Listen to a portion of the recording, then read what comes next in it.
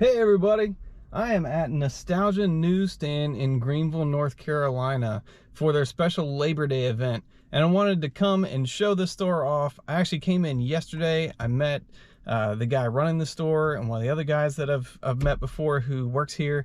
Super nice. We had a really great time talking comic books, talking local industry, and they told me about this sale. They're actually opening up a bunch of new dollar boxes. And you'll see when we get in here, they have a lot of dollar boxes normally, so to see new ones put out is pretty exciting. So let's go check it out.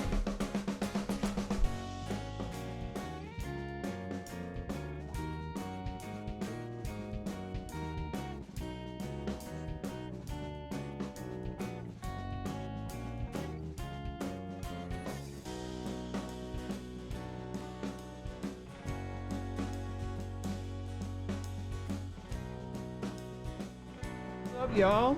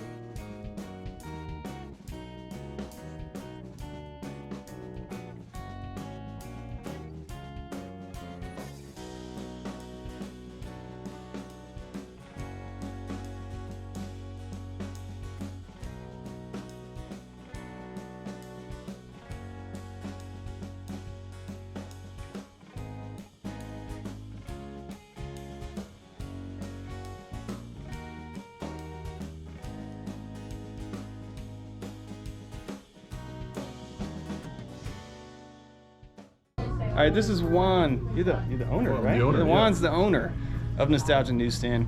So this is a great store. There's a great event going on. I was giving him a second to plug the store.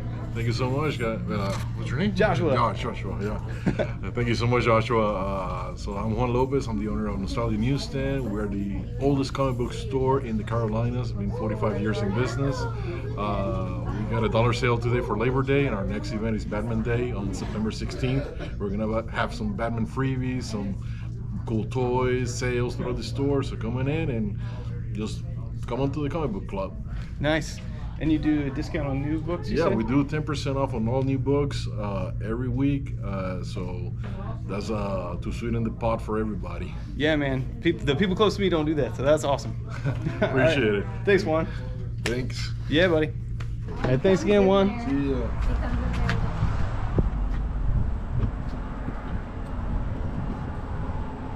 All right, Nostalgia Newsstand, Labor Day, new dollar books, and I found some good stuff. Whew. We get this back, I'll go through it. I'm gonna have to bag and board. I don't think anything was in a bag and board, but it was all in good shape. A lot of cool people in there. We were sharing books, finding stuff for each other, which is, to me, one of the most fun things about digging in there. Not just finding your own treasure, but finding like, oh, this guy's into Daredevil, this guy's into Michael Turner. You see something, you know it's gonna hit them, pass it over, and they're super excited. So yeah, let me get back and I'll show you what I got. Wow, Nostalgia Newsstand. What a cool store and what a fun event to have gone and participated in. You can see in the footage earlier, as soon as you come in, you've got the cash register. That's where he's got like the really nice graded books. And then on the other side of the room, as you go around, he's got some books for kids and then nice priced books. They've got a TV going, always playing something cool. And then as you keep on going, you see the long wall of new books. There's some statues, and then keep turning that corner back toward the front again, and there's another bunch of boxes of nice priced books. That's all there in the front room. But then when you go to the back room, that whole area, anywhere there's an open box, a long box or short box, those are dollar books. And you can see there's a lot back there. So this time on Labor Day, it was a special event because they opened up some new boxes that they had not previously had open for sale. And Juan did post on Facebook the day or two before, hey, we're going to have this sale. He showed some of the nicer books that were going to be back there just to get you extra excited to go on. And so you've got good communication, good staff, fun interactions, good inventory, and a nice wide range of prices. So for me, awesome comic store. If you watched my last video, I'm kind of comparing comic shops and non-comic shops. This is the kind of place that starts to restore my confidence a bit that comic shops can be cool because these guys are doing it and they're doing it well. So now let me show you what I got. Now I did mention that I went there for a couple days that weekend. So on Saturday we were visiting family. I wanted to go into the store, and that was when I met Juan personally for the first time. And I saw a handful of books that I had been thinking about but not sure, because I really try not to buy new books very often. But I couldn't stop myself, and he gave me a great deal. I picked up some of these Alex Ross, Jim Lee X-Men homage covers, which are gorgeous. Alex Ross always does a nice cover, but the combination of Alex Ross and Jim Lee is pretty sweet. Then when I went to check out, he rang it up, and it was actually less than I thought it was going to be. And I was like, no, we do a discount on new books, which is totally rad. Like, not a lot of stores that I go into actually do a discount on new books. Maybe they'll do it on the day of the book, like on Wednesday when the books come out. But that, there's not a shop within 20 minutes of my house. So it's a lot to coordinate to hit there right on New Comic Book Day. So to get new books, get them at a great price. That was awesome. So then on Sunday, I went back to check out their new dollar boxes, and they did not disappoint. So let me go through these. First, I got a really neat book, When 50 Million Died. It's not really a comic book per se when you read in there, but it's kind of a historical account of different things that occurred during World War II. So for my kids going through high school and middle school, I think this is a cool pickup. One, because it's in a comic book format, and that's just cool. But two, you get some really nice historical context for World War II. There are some pictures in here that are a little disturbing, but I think any study of World War II is disturbing. That was one of the low points in human history as far as what was going on in the Holocaust. But that was pretty cool. On a much lighter tone, picked up a Superman when he is fully back in his classic red and blue and yellow. And this one was a neat full cover. I hadn't seen that before, so for $1, great pickup. Batman 102, first full appearance of Ghostmaker. I got a couple of cool Spider-Man titles.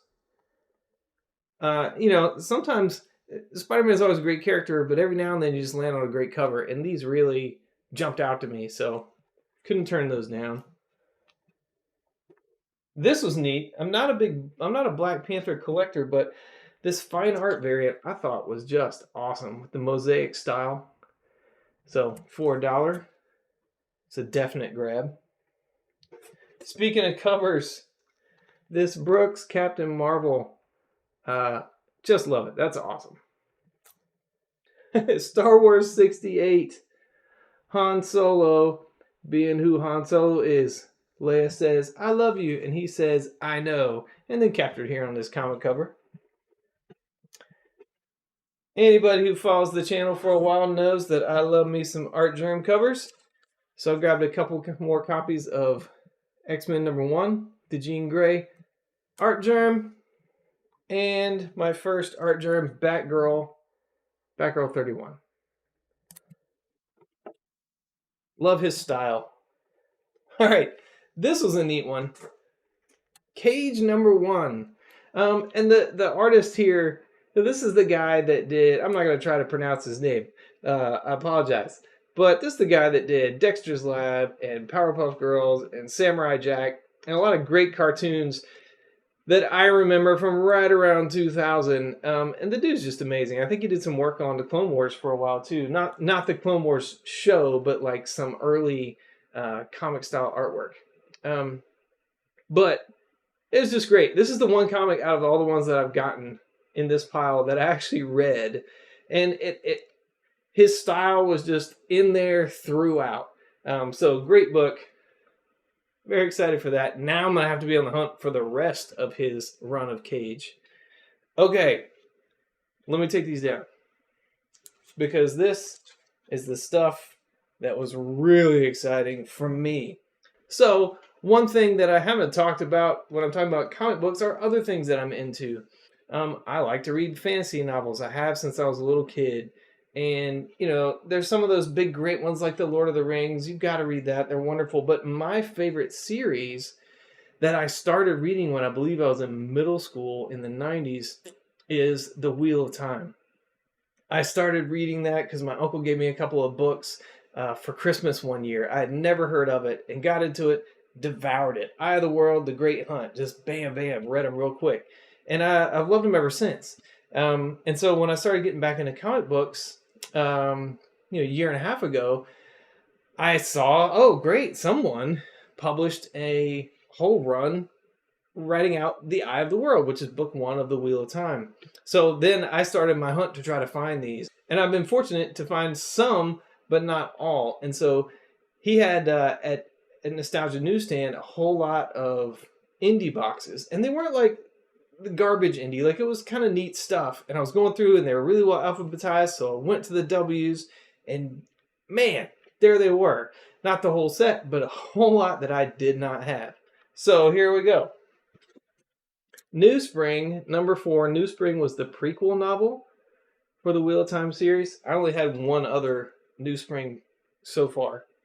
All right, here we go. Dynamite Publishers. Wheel of Time, number 7.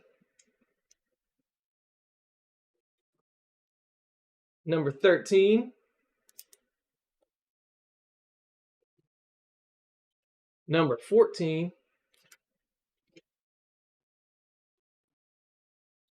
$15. Let's skip a little bit. 21. I actually had all the books around this and was missing 21.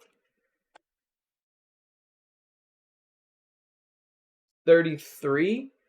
Now this one I already had a copy of, but it's getting late in that run, and so these are where they start to get real rare. Stay up there. 34. I believe there's only 35 in this whole thing, so we got the next to the last one. Set this right here.